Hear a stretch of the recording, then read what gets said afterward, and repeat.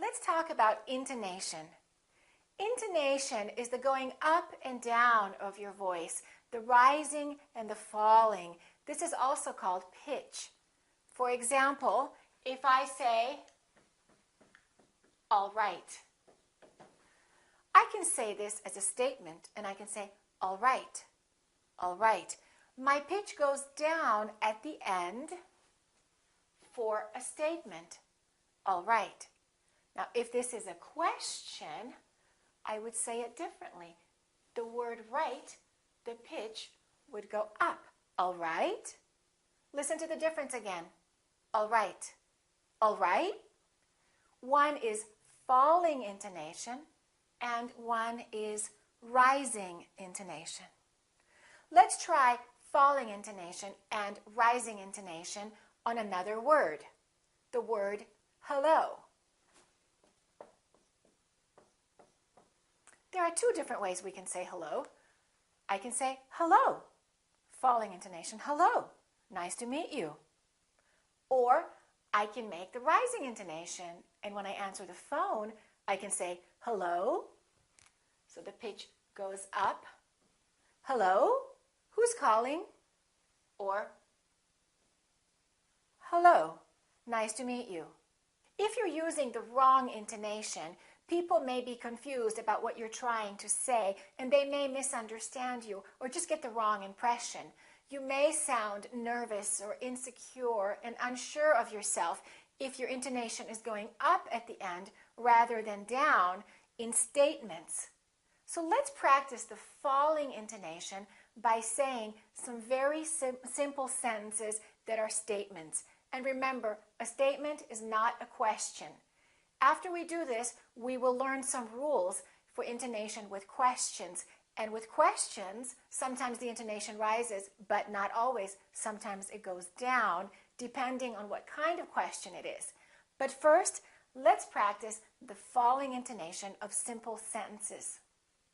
I like it. Repeat after me. I like it. Have a nice day.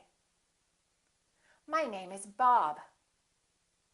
It's cold outside. I'm tired. I'm hungry. I'm hungry because I haven't eaten all day.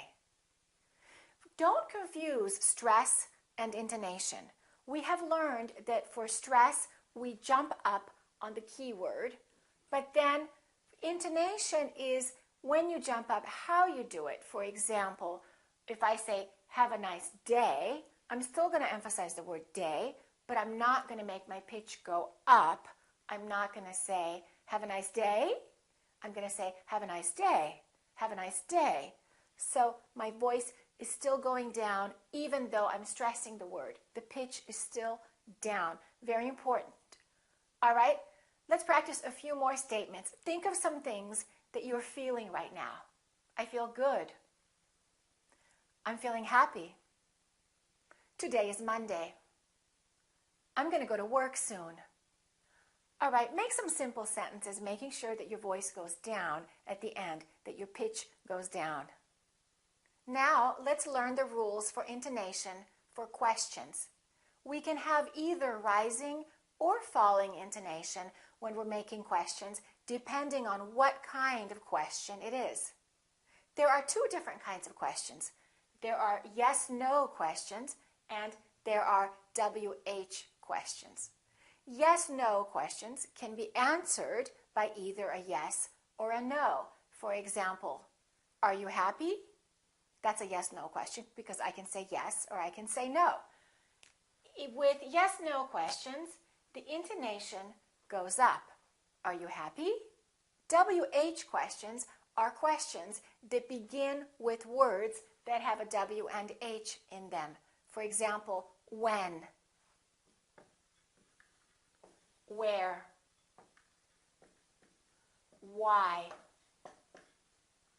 what, how, and how has a WH as well. These cannot be answered by yes or no. If I say, what's your name? You can't say yes. WH questions have falling intonation. How are you? We don't say, how are you? We say, how are you? I'm fine. Let's practice some more WH questions with falling intonation. How old are you? One more time. How old are you? Where do you live? What do you do? Where were you born?